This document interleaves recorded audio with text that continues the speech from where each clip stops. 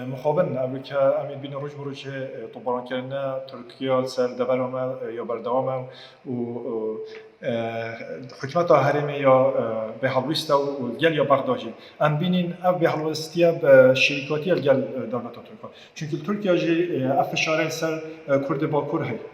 البرج همان تشتا فشار سر ما هی ام نشین در کمین ام نشین چی نسال گمدت خواهد روزانه طبران کردن دبریات تکریم قربانی تندان بیوکو کسک نروزم نخود دیار میکردن. اولی که بینین بغداد گل حکمت ها هرمی شریکه کو وان ریدانه بردوام کو نه قرابت تکریم نه حتی ایدانه بتکریم. یوم فشاری که بخنه سر دولت ترکیه.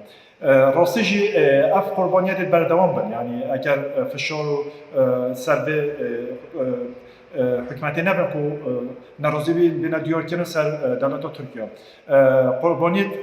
مجی همه خلک فقیر سویل با کسبات خود چند سال گندت خو چرا دینن.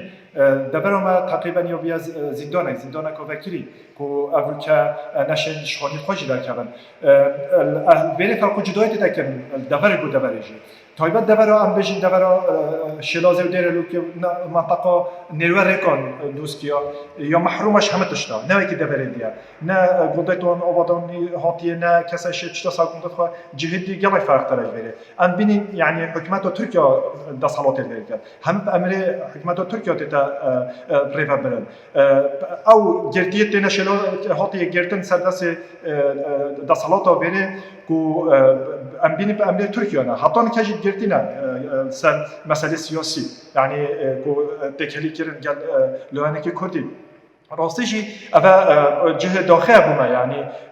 همان عقلیت دولت شوونیا ترکیه اوا جبهت کن و ام بینیجی روز بروزی یعنی نزدیکاتی آوان ترکیه چه بیتونو و مطرسی سر با شور کردستان همیه بجشتی که صبحی دولت ترکیه به داگیر کرد و حلویس نبیتن کسی اف قربانیه جدی بردام بنو لازمه حلویس تبیتن و تایبت حکمت هرمه و یا وقت. دولت ترکیه که هر جنریتی خوی هر جور وقت برین به هیچ گهدانه که پیاسه قردی خوی قسمانی به که هزار که مسرواریا و غلطه که ابروکیت بینیم دولت ترکیه واسه که حرامه که دیرش باید مروبایتی خالق سبید که قربان اول ما چند بین سال دا بتر 23 حالاتی دبر بعدینام تایید دبر آمدی هات نشهید کرد. در راستی اول جهت داخل اثر اول که بین حالویست خلقی با حالویست سرکرده مشهور کردستان و عراق جهت اثر اول که برانبرده وحشیگری ترکیه و سبب دنگی هر بجاتی نارایی رو درخواست که این سرکرده‌ای مشهور کردستان سرکرده عراق و سنوره که بودتان وحشیگری سپاه ترکیه دولت ترک ابریکا نتونی له سربازی همشنیان آبوری همشنیان کمالات کلتوری روشنبیری تواتی مشهور کردستان داگیر کیا مرا دوست نوری به داگیر کریا ترکی به دادام بیشتر خودش دارای سر مشهور کردستان دهاتی خلقی من دزبینه بجای جیالا خود دزبینه نانا که قصد چلوچیات کرد همین خدا حازم خدا بیستان و ملکی و نجهوی برکت چه سرا اردیتوان درآمدوان وان درو کشیدی ایتینم با هم دیگه دبار جیانا خود دیگم و جه بعدین که بعد دبار آمد جه گشت گذاری نه جه یعنی که برکت اندام خوابنی آفریقا دولت تو کدومیتی